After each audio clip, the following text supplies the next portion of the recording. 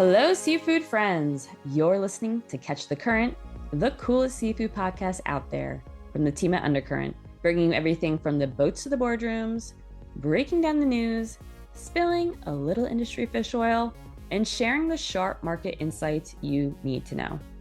I'm Amanda Buckle. And I'm Lauren Castiglione. Last week, we got to hear from Josh Zive, the executive director of the newly formed U.S. Shrimp Coalition. Well, this week, we've got another guest joining us on the podcast, Marcy B. Miller, the newly appointed commercial director of the Americas for Norwegian cod farmer Ode. But before we hear from Marcy, let's run through some of the big headlines of the week. Like AquaBounty, the U.S. land-based aquaculture firm known for its genetically engineered salmon, looking to convert its sole remaining asset, a partially built farm in Ohio, into a data center. Did not see that one coming. Not at all. So AquaBounty announced in December 2024 that it was ceasing its fish farming operations, but it still went forward with securing all the required permits for its Pioneer, Ohio site. The goal was to preserve the property's value for potential investors or buyers, but that seems to have gone to the wayside. The company announced it's seeking to maximize the value of its Ohio property by pursuing potential development opportunities that include conversion to powerful infrastructure, energy development, or data center use. AquaBounty interim CEO David Frank said that it was prudent of the company to expand its strategic review beyond traditional aquaculture opportunities to include parties seeking sites with robust utility infrastructure and abundant water resources. Ohio ranks among the top states nationally with over 220 data centers, including for companies like Amazon, Google, and Microsoft. Full story from Undercurrent editorial director Cliff White in the show notes. In other news, the U.S. Department of Agriculture is moving ahead with plans to buy $25 million worth of seafood for distribution through federal nutrition assistance programs. USDA issued two separate solicitation notices Thursday covering farm-raised catfish and Atlantic pollock. The government is looking to purchase 4.4 million pounds of unbreaded raw catfish fillets packaged in 22-pound packages. Vendors have until August 31st to submit offers, with USDA expected to announce which bids it accepts by September 14th. USDA issued a second notice seeking 11,700 cases of frozen Atlantic pollock fillets. The timeline is the same. Bids are due August 31st, acceptances are expected September 14th, and deliveries will take place between November 1st and the end of April. These purchases are part of a larger $76.5 million Section 32 food buying program that USDA announced in late July. At the time, USDA's Agriculture Marketing Service said it planned to spend $5 million on Atlantic groundfish and $20 million on farm-raised catfish, with the products ultimately distributed through USDA food and nutrition assistance programs. The catfish purchase comes after some pretty direct lobbying from lawmakers in the South. 5 Republican senators from major catfish producing states, Cindy Hyde-Smith and Roger Wicker of Mississippi, Katie Britt and Tommy Tuberville of Alabama, and Tom Cotton of Arkansas, called on USDA in June to purchase surplus catfish. In a letter to Agriculture Secretary Brooke Rollins, the senators said a Section 32 purchase would provide producers with needed cash flow and help ease financial pressure caused by inflation. USDA has already purchased 192,000 pounds of catfish products this year, valued at about $848,000. Consolidated Catfish of Mississippi landed that contract despite USDA receiving 7 offers.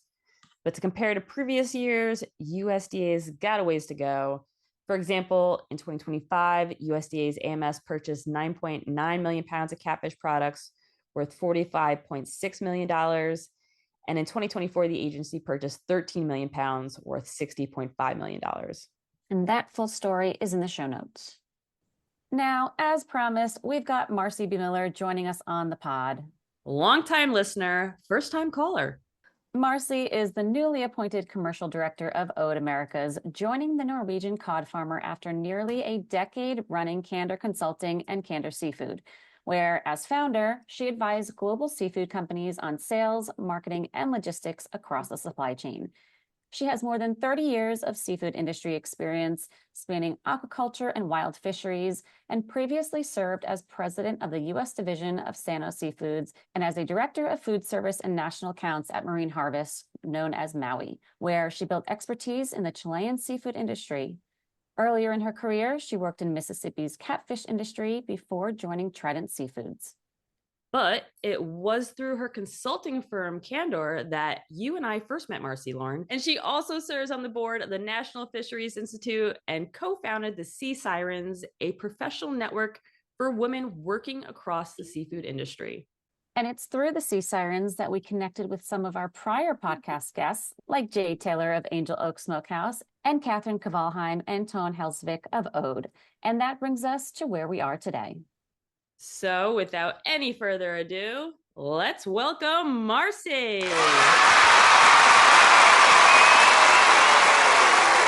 Hi, girls.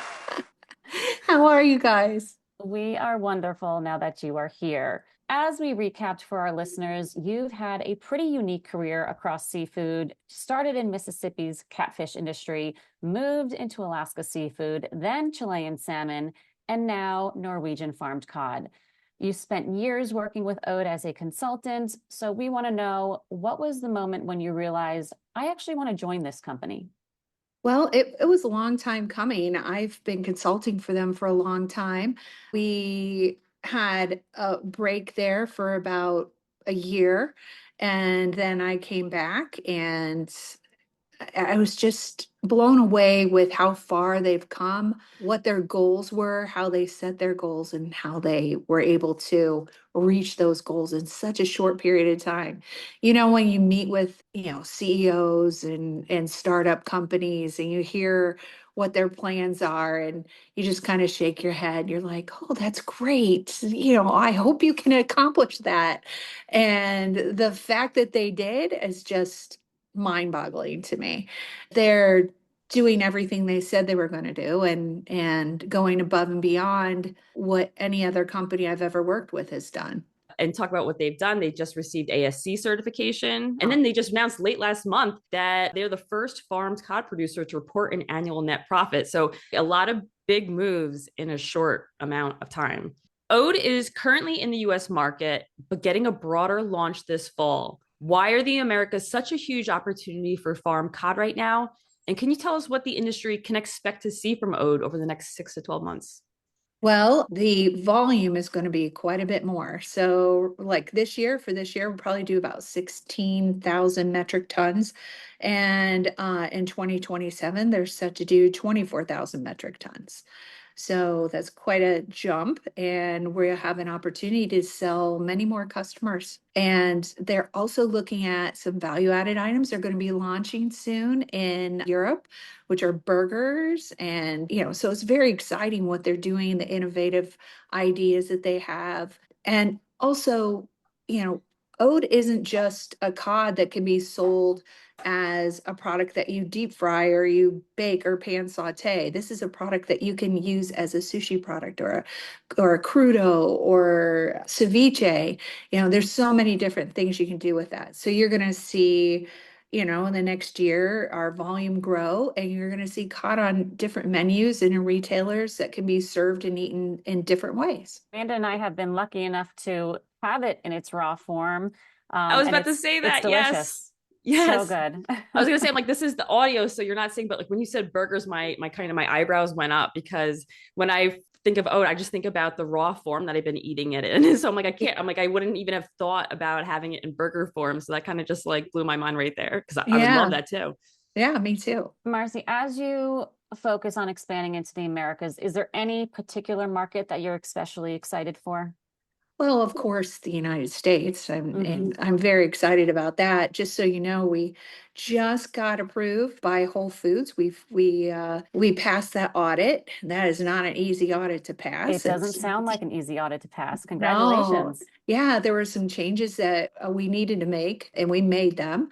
Our team made that commitment to change netting, change feed a little bit, do everything that we had to do to satisfy the needs for Whole Foods. It's such an important account. And I'm just so happy that I mean, literally, it was just like a week ago that I got the notice that we passed the audit. What happens now after passing that audit process? Now, we've been talking for a long time about how we're going to enter Whole Foods, if it's going to be regionally or a small region to start with. And, we haven't even developed the spec yet. We're working on that. So, that's still down the line. We needed to pass the audit first. Now we pass the audit and we can start working on, what the future means. It's exciting. And then, so the US is my first focus, but I think about the business I've done in Brazil over the years, when the real is strong and they eat more fish than anybody. There's a sushi restaurant on every corner in Brazil, and I think they have the second largest population of Japanese in the world, next to Japan, in Brazil.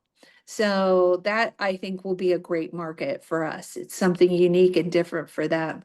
So I think that might be the first South American country that we visit. I want to jump back to the US. One of the companies that you've been working with is Fortune Fish.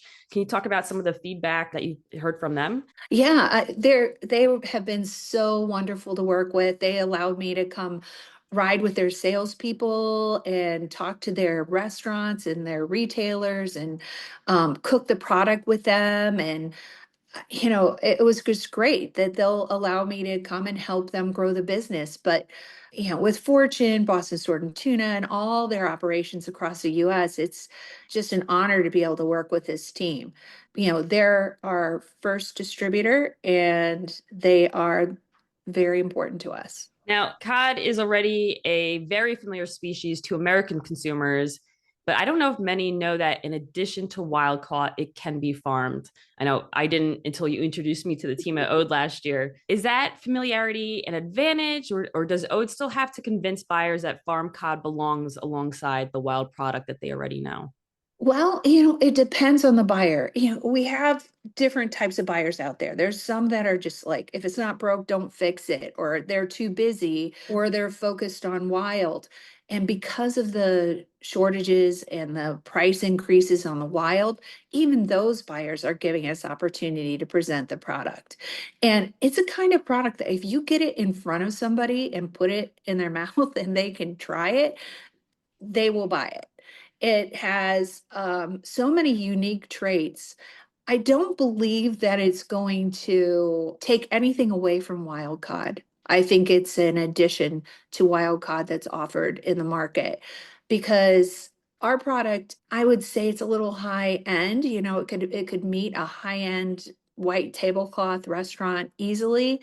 It has less fat, so it cooks a lot faster than wild cod. I made that mistake during one of my first presentations. I cooked it side by side in an oven and I pulled it out and I'm like, uh-oh. And then luckily I had time to put ours back in, a new fillet back in, and cooked it for like almost half the amount of time at the same temperature, and it was perfection. So it has such a mild flavor, probably due to the lack of fat. And then, there's just so many different ways that you can sell this. Like I said, there's just so many different ways to eat this cod that you can't do with wild. So I feel like it's not a me too, but I think you can have both on a menu or both in the retail case. I was just out to eat last night. We were at like a Mexican restaurant, and it was like breaded cod tacos.